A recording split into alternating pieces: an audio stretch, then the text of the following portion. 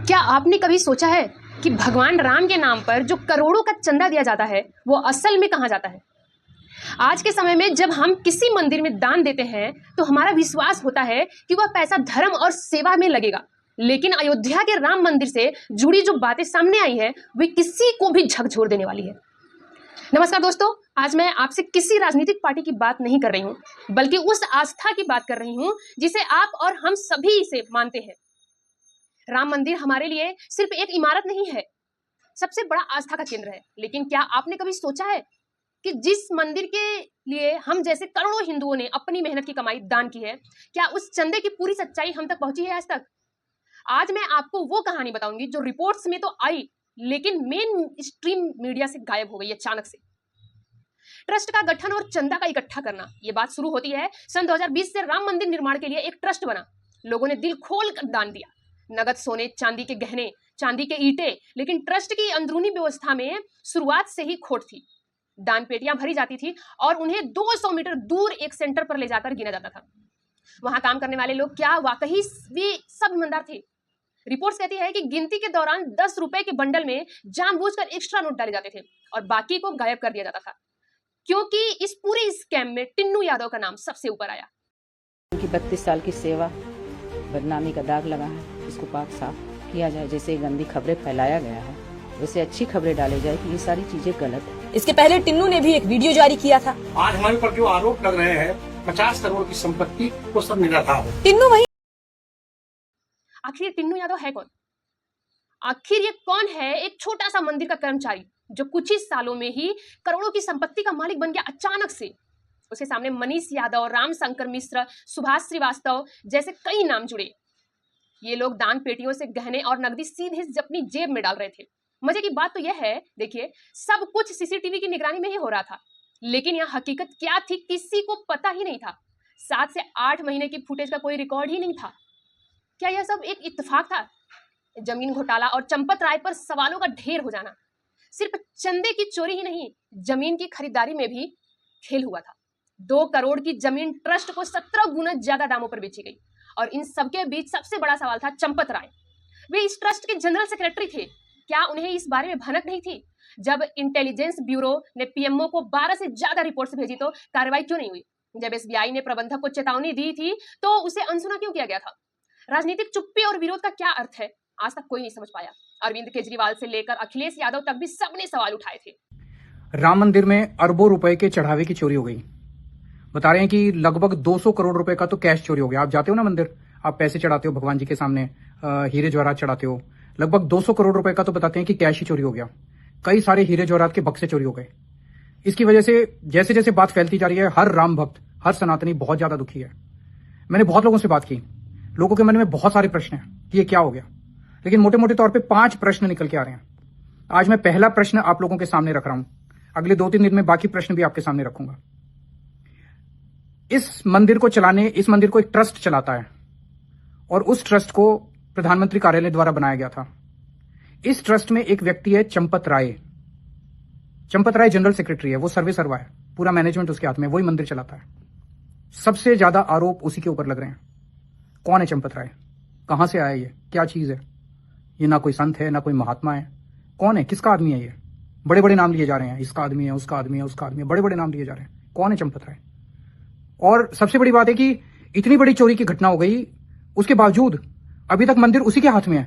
उसे अभी तक हटाया नहीं गया, अभी तक मंदिर वही चला रहा है। उसे क्या टाइम दिया जा रहा है सारे सबूत खत्म करने के लिए? क्या उसे टाइम दिया जा रहा है सारे गवाहों को पलटने के लिए? उसे कौन बचा रहा है? जनता ये सवाल जानना चाहती है।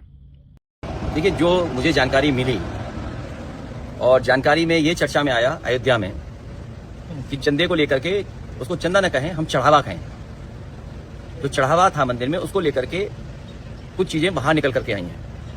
और फिर कई अखबारों ने लिखा उसके बारे में, कई जो बहुत ही सरकार के करीब हैं न्यूज चैनल, उन तक ने ये कहा कि सीसीटीवी के और जो कैमरे के आधार पर कुछ लोगों की गिरफ्तारी होगी। 4 लोग संदिग्ध पाए गए। तो आखिरकार डबल इंजन के वो दूरबीन और ड्रोन कहाँ हैं? दूरबीन और ड्रोन काम कर रहे होते डबल इंजन के, तो ये हमें भी कुछ कहने का मौका नहीं मिलता। और आखिरकार ये गिरफ्तारी की बात आई और फिर पलट कौन गया? और जो जिम्मेदार लोग हैं वो आखिरकार क्यों स्टेटमेंट अपना राम बताते हैं? मंदिर ट्रस्ट के ही कुछ सदस्यों ने इस्तीफा देने की बात तक कही है। लोग पूछ रहे थे कि अगर राम मंदिर के नाम पर लूट हो रही है, राम के नाम पर ही लूट हो रही है, तो सरकार चुप क्यों बैठी है? जो लोग जय श्री राम का नारा लगाकर राजनीति करते हैं, क्या वे इस चंदा चोरी के सवालों का जवाब देने से डरते हैं? एफआईआर तो दर्ज हुई, लेकिन छोटे कर्मचारियों को पकड़ा गया। लेकिन जो बड़े मगरमच्छ थे उन पर जांच की आंच भी नहीं आई। ऐसा क्यों? किसी ने सवाल ही नहीं किया। आस्था बनाम अंधभक्ति का सच क्या था? दोस्तों, कई सदी से राम हर घर में, हर दिल में लेकिन है। लेकिन राम का नाम लेकर राम को ही लूटने वालों को क्या कहेंगे आप? ये 1 किलो चांदी की ईंट, जो कि हमारे वरुण देवता के फोटोग्राफ के साथ, ये पूरी ईंट हम अच्छी तरीके से इन डब्बों में पैक करके और ये हम रामलला के मंदिर अयोध्या लेके जा रहे हैं। ये सारी की सारी ईंटों को हम लोगों ने इन डब्बों के अंदर पैक करके इन डब्बों को सील कर दिया गया है और ये सारे के सारे डब्बे अयोध्या की तरफ रवाना हो जाएंगे कल, जो कि 26 तारीख को ये ईंटें पूरी की पूरी 200 किलो सिंधी समाज की तरफ से, ये हमारे लिए बड़े भाग्य की बात है कि 5 साल के बाद हमारे भगवान श्री राम हमारे घर में हिंदुस्तान में रहने के लिए आ रहे हैं, जिसके लिए उन्होंने 500 साल तक तपस्या की और 70 साल तक पूरी की पूरी लड़ाई लड़ते रहे लीगल, और फाइनली हमारे मोदी साहब की वजह से रामलला को अपना घर मिल गया और हम सारे हिंदुस्तानियों को हमारा भगवान राम मिल गया। ये सारी की सारी चीजें कल अयोध्या की तरफ जा रही हैं। मैं आप सब लोगों का धन्यवाद करना चाहता हूँ। मेरा नाम राजू मनवानी है, मैं मुंबई से हूं और विश्व सिंधी सेवा संगम को रिप्रेजेंट करता हूं एज इंटरनेशनल चेयरमैन। 26 जनवरी 2021 के अंदर जब हमें पता चला कि राम मंदिर अयोध्या में बनने जा रहा है और हमारे रामलला 500 साल के बाद अयोध्या लौट रहे हैं, तो हमारे सिंधी समाज ने डिसाइड किया कि हम 20-25 किलो चांदी वहां हम भी डोनेट करना चाहेंगे। और जब हम लोगों ने ग्रुप में डाला तो जो रेस्पॉन्स आया वो 200 किलो चांदी का आया। तो हम लोगों ने चंपत राय जी से कॉन्टेक्ट किया, उनके दिल्ली के निवास पे उनसे मुलाकात की और उसके बाद उन्होंने हमें अयोध्या बुलाया। अयोध्या की 26 जनवरी 2021 की डेट फिक्स हुई और अयोध्या मंदिर के परिसर में ही उनके एक हॉल के अंदर ये प्रोग्राम रखा गया। उस प्रोग्राम के अंदर हमने 200 किलो चांदी, 1-1 किलो की एक चांदी, जिसके ऊपर हमारे इष्ट गुरु साईं झूलेलाल जी का फोटोग्राफ भी बना हुआ है और उनके फोटोग्राफ्स और उनके वीडियो भी लिए गए। हमें यह कहा गया कि ये जहां हम लगाएंगे आपको बताएंगे और पहले अभी इसकी चेकिंग होगी कि चांदी की क्वालिटी वगैरह क्या है, उसके बाद रसीद वगैरह, और उसके बाद आपको बताया जाएगा।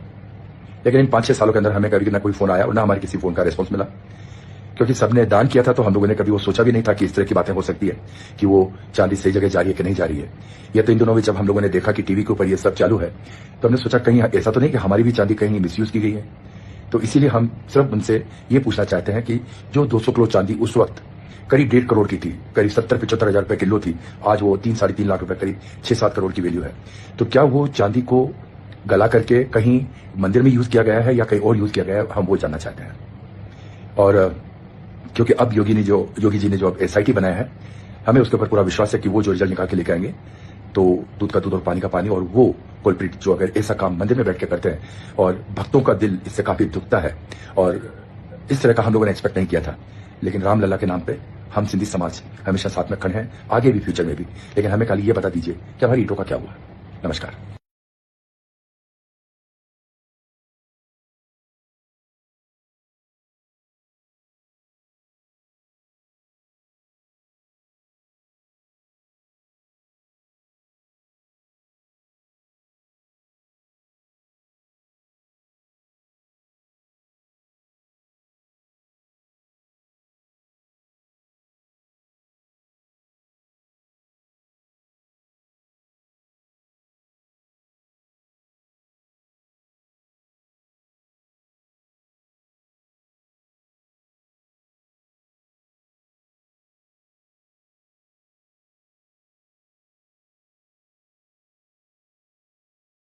पचहत्तर वर्ष उम्र हो गई थी, सोचे राम मंदिर बन रहा है कुछ हमको करना चाहिए। तो अपनी जो जमीन थी अमूल्य रखे थे अपने लिए, बच्चों के लिए, उसको बेच करके 1 करोड़ रुपया हमने सन 2018 में ही दे दिया। एक फैसला नहीं आया तभी कि राम को दे रहे, राम के यहाँ कहाँ क्या होने वाला है। बहुत लोग कहे कहाँ फेंक के आ रहा है, पंडे लोग लूट नहीं है, पंडा लोग नहीं है, वो बड़े अच्छे लोगों को दे रहा हूँ, नहीं जानते उनके बारे में। तो मगर अब इतना सुन करके बड़ा दुख हो रहा है कि वो पैसा जो है लोगों ने इधर का उधर करके खा लिया। अब उन लोगों ने किया है जिनके ऊपर पूरा विश्वास था, कोई ऐरा गहरा आते वो कर जाते तो बात अलग थी। इतने बड़े ऊंचे पदों पर रहने वाले लोग अगर ऐसा काम किए हैं तो यहाँ भगवान माफ लोग कर देंगे, मगर ईश्वर नहीं माफ करेगा, क्योंकि ईश्वर साथ जगह बाजी किया। उनकी छवि खराब कर रहे हैं लोग, ये बड़ा क्या प्रिया हम से अपनी आस्था का इस्तेमाल अपनी जेबें भरने के लिए होने देंगे? अभी भी चंदा दान करना गलत नहीं है, लेकिन आंखें मूंद कर किसी को भी दे देना गलत है। फिर उसके गलत इस्तेमाल पर चुप रहना, ये सबसे बड़ा पाप है। ये भी एक तरह का सबसे बड़ा अपराध है। अगर आप सच में भगवान को मानते हैं तो आपको यह भी मानना चाहिए कि भगवान को पारदर्शिता और ईमानदारी सबसे ज्यादा प्रिय है। अंत में बस इतना कहना चाहती हूँ, जागरूक बनिए। अगर आपके पास भी इस तरह की स्कैम की कोई जानकारी है तो उसे दबाइए मत। राम के नाम पर हो रहे इस व्यापार को अब रोकिए। अगर आपको ये वीडियो सच में सही लगे और आप चाहते हैं कि सच सामने आए तो इसे शेयर जरूर करें, ताकि हर सनातनी तक यह बात पहुंचे। और हाँ, कमेंट में अपनी राय जरूर लिखें कि आप इस पूरे मामले के बारे में क्या सोचते हैं। क्या सिर्फ एफआईआर काफी है या असली दोषियों को सजा मिलनी चाहिए? मिलते हैं अगले वीडियो में। जाते जाते फॉलो जरूर करिएगा और कमेंट में अपनी राय जरूर लिखिएगा। नमस्ते। और हाँ, एक और बात, अभी इतना ही पे सीमित नहीं था। रामचंद्र की, रामलला की जो हीरे की हार थी वो भी गायब हो चुकी है, और उनके जो खड़ाऊ थे सोने के वो भी गायब हो चुके हैं, और जो उन्हें काला कौवा मिला था गिफ्ट में वो भी खत्म हो चुका है, और जो 200 चांदी का ईंटें मिली थे चढ़ावे में वो भी खत्म हो चुके हैं। इसका कोई पता नहीं है। 12 शिल्प कलाएं मिली थी जिसमें कुछ हीरे के थे, कुछ सोने के थे, कुछ चांदी के थे, वो भी खत्म हो चुके हैं। कोई इसका पता नहीं है कि ये कहाँ पे है। और कार्रवाई तो हुई, लेकिन बड़े लोगों को हुई, छोटे लोगों को हुई, बड़े लोगों को कोई पता ही नहीं है कि क्या हुआ क्या नहीं। तो आपको ये वीडियो कैसी लगी कमेंट में जरूर बताइएगा।